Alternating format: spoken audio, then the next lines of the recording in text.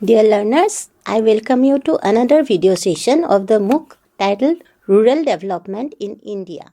In this session, we shall discuss the Unit 11 of the module Approaches to Rural Development. And the title of this unit is Sustainable and Inclusive Development Approaches. In this unit, we shall deliberate upon two important approaches, that is rural development and sustainable and inclusive development approaches. So, sustainable and inclusive development approaches are about how rural development should happen so that this development should last over a time, that is sustainable, and it benefits everyone, especially the poor and the marginalized category. So, now let us discuss the meaning of sustainable and inclusive rural development. First, we will discuss sustainable development. Sustainable development means meeting the needs of the present generation without compromising the ability of future generation to meet their own needs. So in rural areas, this means using land, water, forest and other natural resources wisely and maintaining ecological balance, ensuring that the economic growth does not destroy the environment on which rural livelihood depends. Then inclusive development. So now let us discuss what is this inclusive development. Inclusive development has been a practice in India since ancient civilization. Like evidences found in Indus Valley civilization, it shows that the culture is spread across hundreds of kilometers and provided facilities for all, that is road, bathrooms, sanitation, transportation and storage facilities. All these facilities are available for everyone. So similarly, the village republic or the gram panchayat, which has existed in India for centuries, is a form of inclusive development. Like Vasudeva Kutumbakam is a similar to ancient African concept such as Ubuntu. So it is an ethnic or humanist philosophy focusing on people's elegances and relations with each other. So inclusive development means economic growth and development whose benefits are shared by all sections of society, especially the poor, women, scheduled castes, scheduled tribes, minorities and other vulnerable groups. So in rural areas, this implies reducing poverty and inequality, then ensuring equal access to assets, opportunities and services. Then removing social barriers based on caste, gender, tribe, class, disabilities, etc. So sustainable and inclusive rural development means environmentally sound, economically viable and socially just development. So why do we need sustainable and inclusive approach?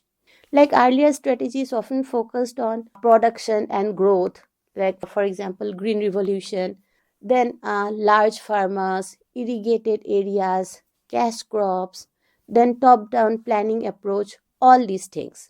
So problem that emerge like environmental problems, like due to overutilization of soil degradation, then water logging, then salinity, then extraction of groundwater, then for manufacturing, setting up of manufacturing units and all, deforestation and loss of biodiversity, etc. created. Then like social and economic inequalities, like benefit concerned among big farmers and better off regions, then small and marginalized farmers, landless laborers, scheduled caste, scheduled tribe, women, all these marginalized sections often left out. Then when we see the regional imbalances, like some regions become very developed, while drought-prone area, tribal area, hill and remote areas remain backward. So these experiences led to a shift, like from growth first, distribution later to sustainable and inclusive development. So these dimensions of sustainable and inclusive development now we are going to discuss. Like there are four main dimensions. First one is your economic sustainability. Like rural livelihood should be viable in the long run. Productivity and incomes must increase without destroying resource base. So what will be the key elements? Like diversified livelihoods, farm and both non-farm elements, then access to credit, technology and market, then fair prices for farmers and producers. When we talk about the social sustainability, like rural societies should be fair and cohesive. No group should be permanently excluded for oppressed. Then key elements here are like reduction of poverty and inequality, then gender equality and social justice should be there. Then education, health and basic services should be provided to all. Now when we see the environmental sustainability dimension, so natural resources must be conserved and regenerated. So key elements here are like soil and water conservation, then forest protection and afforestation, then sustainable agriculture like reduced chemical or minimize the use of chemicals where it is not necessary, then resilience to climate change, drought and flood area, etc. Then the fourth dimension is institutional sustainability. Like strong, accountable local institutions are needed to carry development forward. So here key elements are like effective Panchayati Raj institutions, then cooperative, self-help groups, producer organizations, etc. So rules and norms for managing these common resources should be set up by these organizations. Then capacity building and leadership development should be there. So sustainable rural development is a multidimensional process that ensures long-term improvement in the quality of life of rural communities without compromising the future needs. So economic sustainability mainly focuses on making rural livelihood viable by increasing productivity and income through diversified farm and non-farm activities, along with access to credit, technology, market, and fair prices. Then social sustainability aims at building just and cohesive rural societies by reducing poverty and inequality, and then promoting gender equality and social justice, and ensuring universal access to education, health, and basic services. And environmental sustainability emphasizes the conservation and regeneration of natural resources through soil and water conservation, then forest protection, sustainable agricultural practices, and strengthening our resilience to climate change and natural disasters. And finally, institutional sustainability, it ensures that development efforts are sustained through strong, accountable local institutions such as Panchayati Raj institutions, cooperative, self-help groups, and producer organizations, supported by clear rules for managing common resources, capacity building, and leadership development. All these four dimensions must work together, otherwise, development may collapse after some time. So, now we are going to discuss about inclusive rural development. Who must be included here? Like inclusive development focuses on small and marginalized farmers, then landless agricultural laborers, scheduled castes, scheduled tribes, women, especially rural women workers, youth and unemployed, minorities, and other socially excluded groups like persons with disabilities and elderly poor people. So these groups are often like poorer, have fewer assets, and weaker voice. They face discrimination and exploitation in labor, credit, market, and institutions, like productively engaged and less social tensions. So their inclusion is necessary for equity as well as efficiency. Like it is now widely acknowledged that a genuine and sustainable social and economic progress cannot be achieved if a large segment of society remains marginalized. So this recognition has led to the growing acceptance of inclusive development. as a comprehensive strategy for all-round development. So consequently, inclusive development has gained a widespread support among the key stakeholders such as government, non-government organizations, intellectuals, and civil society organizations.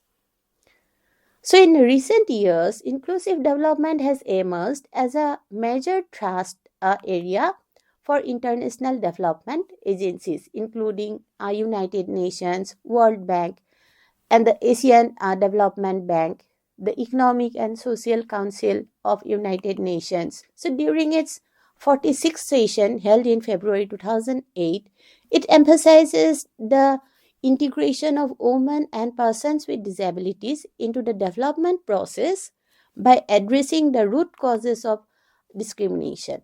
So the United Nations Development Program adopts an inclusive development approach grounded in human rights principles such as participation, non discrimination, and accountability. To achieve the Millennium Development Goals, the UNDP has identified four key inclusive development approaches. Those are like creating productive and gainful employment opportunities, then building effective and efficient social safety nets to protect those who are unable to work and earn insufficient incomes. Then enhancing public services through investment in education, healthcare, and infrastructure, including access to clean water, sanitation, and transportation, which require adequate public spending.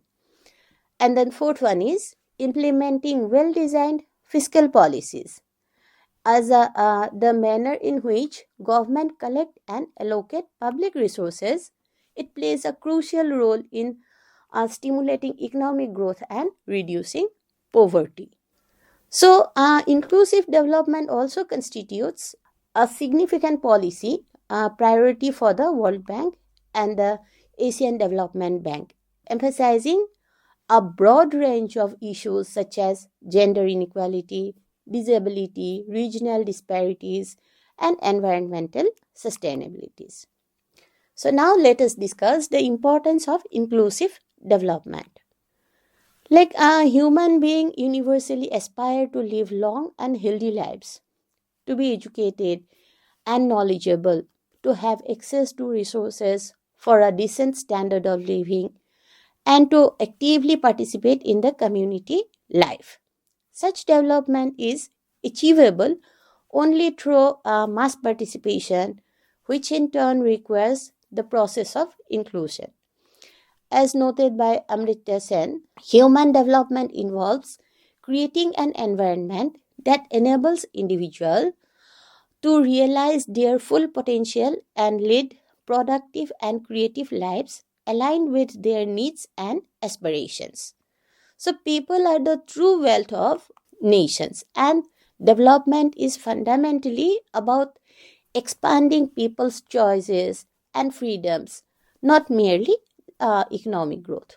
So, conversely, the exclusion of individuals and groups poses a serious threat to soil cohesion and humanity itself.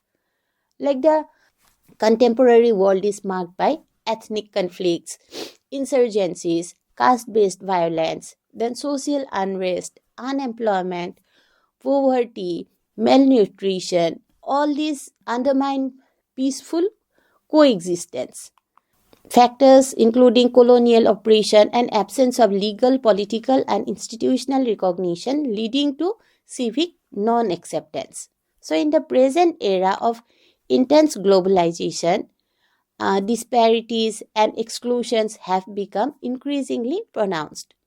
While the world has witnessed unprecedented levels of wealth and prosperity concentrated among small minority, a vast population continues to live in a deprivation and without human dignity. So this contradiction between like poor and the rich so represents one of the most critical development challenges of our time. So over the past decade, development thinkers have increasingly emphasized the need for sustainable, equitable, and long-term development that integrates economic, political, social, cultural, and psychological dimensions of human life. So, inclusive development grounded in the principles of equity and social justice. Like it serves as a powerful counterforce to unequal and exclusionary growth by fostering a sense of belonging, respect, capability, choices, and freedom. Inclusive development enhances human well being and remains essential for the holistic development of any society. So, now let us discuss the key features of sustainable and inclusive development approach, like pro poor and pro marginalized orientation. So, programs have are designed to directly benefit the poorest, like priorities in asset distribution, housing, employment, skill training, etc., for the poor people. Then a reserved budget for SC, ST, and women. Then a trickle down is not enough. Deliberate targeting and supports are needed for these marginalized categories.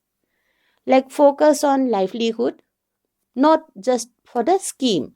Like emphasis on sustainable livelihoods are not just temporary jobs or subsidies. Support covers the entire chain, like asset creation, skill development, then providing credit facilities, other input supply, then guiding them through the marketing and the risk management so that they become the sustainable one.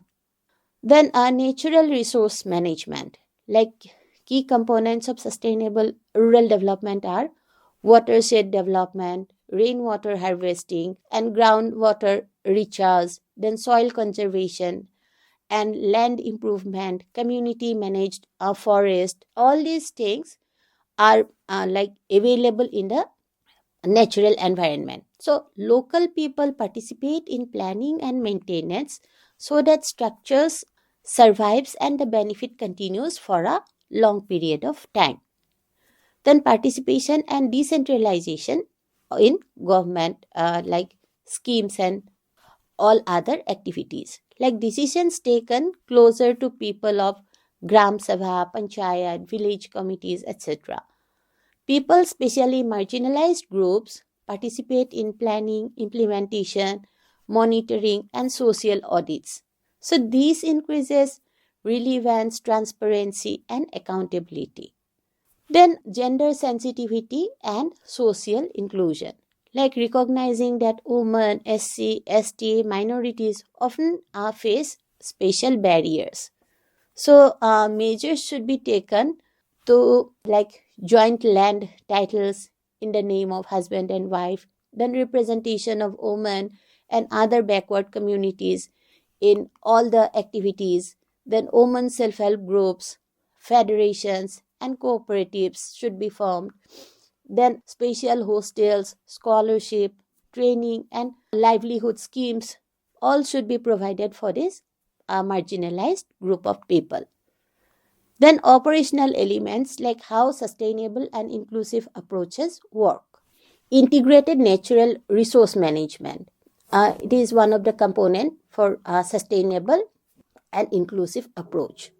Then sustainable agricultural practice, like integrated nutrients management, then farmyard manure, compost, green manure, etc. Then integrated pest management, like crop diversification, moving away from only water intensive crops, then organic or low chemical farming wherever it is feasible, then conservation of agriculture, like minimum tillage, then crop rotation. All these things should be done.